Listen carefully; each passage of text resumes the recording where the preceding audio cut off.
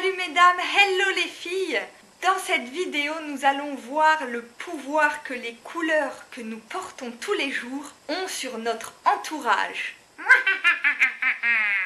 Et oui, de nombreuses études scientifiques ont prouvé que les couleurs influençaient inconsciemment nos attitudes. Comme la musique agit sur nos oreilles pour produire des émotions, les couleurs agissent sur notre iris pour provoquer des sensations et des émotions. Certaines nous énervent, d'autres nous reposent ou aident à la concentration par exemple. Sujet passionnant et tellement vaste, mais pour l'heure je vais juste vous faire un petit résumé de ce que produisent certaines couleurs sur le subconscient de ceux qui nous regardent. Commençons par les deux non-couleurs, le noir et le blanc. Le noir tient les gens à distance. Il y a une notion de mystère qui se dégage du noir que vous pouvez utiliser pour séduire par exemple. Suivant notre posture, elle peut suggérer la puissance, l'autorité, épaule droite et le menton levé bien sûr, ou la tristesse, le deuil, ou encore le manque de confiance, épaule rentrante, tête baissée.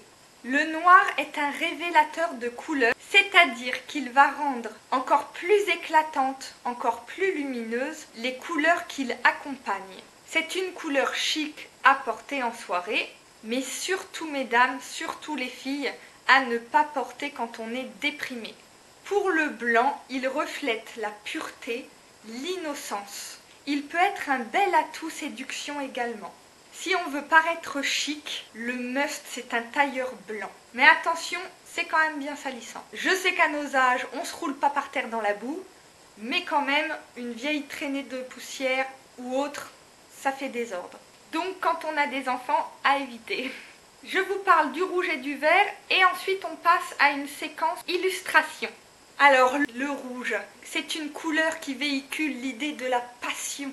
Elle sous-entend que vous êtes énergique, passionné. Alors attention, elle peut être intimidante. Si vous visez un homme plutôt timide et doux, peut-être qu'au premier rendez-vous, c'est pas forcément pertinent d'arriver en bam, en rouge, toute resplendissante, parce que ça peut être une couleur très écrasante. D'ailleurs, il est bon de l'utiliser quand on est chef d'entreprise ou quand on a besoin d'asseoir son autorité. Par petites touches, ça peut être bien pour attirer l'attention justement. Mais attention, lorsque l'on porte du rouge, il faut assurer derrière. N'arrivez pas en rouge à une soirée pour finalement faire la timide sur votre chaise. Non, là vous donnez un message complètement contradictoire. Apprenez à vous connaître, sachez surtout ce que vous voulez retranscrire à votre entourage et utilisez les couleurs à bon escient. Alors le vert est une couleur reposante, de l'espoir.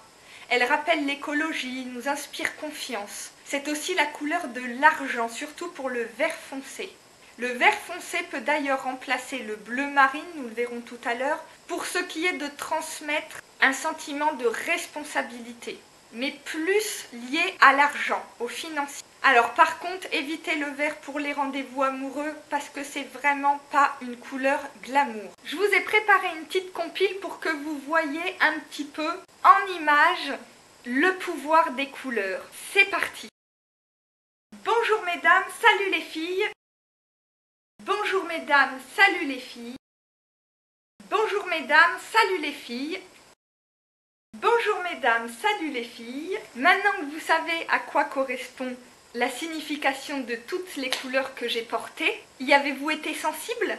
Avez-vous perçu un peu cette différence de charisme suivant les couleurs que je portais? Alors normalement la réponse est oui, donc vous voyez, vous pouvez en user et en abuser. Alors par exemple là je suis en marron. Donc le marron, c'est la couleur du journalisme et des métiers de communication. C'est une couleur qui est dite neutre, voire ennuyeuse. Quand on est chef d'entreprise, on ne porte pas cette couleur. Par contre, elle est très rassurante. Cela montre une vie saine, une stabilité. Ça dénote donc une certaine harmonie dans la vie de la personne. Les couleurs, vous les utilisez pour vous, mais ça va également vous aider à définir un petit peu plus les codes des gens qui vous entourent. Vous ferez attention à partir de maintenant. La colorimétrie, c'est tout un art. Allez, le bleu. Alors, le bleu symbolise le calme, la tranquillité. C'est la couleur la plus froide. Donc pour toutes les colorimétries froides, été ou hiver, reportez-vous aux vidéos associées sur ma chaîne YouTube. Cette couleur est faite pour vous. Comme je le disais tout à l'heure par rapport au vert, si le bleu est marine, il va transpirer la responsabilité. Si vous avez un entretien d'embauche par exemple, il est astucieux de mettre du bleu marine. Sauf si vous faites un entretien d'embauche pour un métier de la mode ou de la créativité bien sûr. Un métier où vous avez besoin de montrer votre sérieux. A l'inverse, attention, le bleu ciel évoque la rêverie. Donc là, c'est surtout à bannir d'un entretien d'embauche. Une autre nuance, par exemple, le bleu turquoise renvoie l'image d'une grande force de caractère et de créativité. Le jaune, la plus lumineuse et la plus voyante des couleurs, elle annonce le dynamisme et également un côté extravagant. Il faut l'éviter dans les situations sérieuses, mais en user et en abuser lorsque l'on travaille avec les enfants par exemple. Le orange, c'est un petit peu comme le jaune, c'est une couleur très dynamique, très voyante et qui correspond bien aussi à l'univers des enfants. Moi, je n'étais pas très fervente admiratrice de l'orange. Et puis en fait, par rapport à ma colorimétrie, qui est l'automne, je l'ai tenté en été et effectivement, c'était vraiment super joli. Comme quoi. Alors moi, par exemple, dans ma colorimétrie, j'adore le rose, mais je ne peux pas en porter. Pardon. Mais je ne peux pas en porter. On dirait que je suis orange.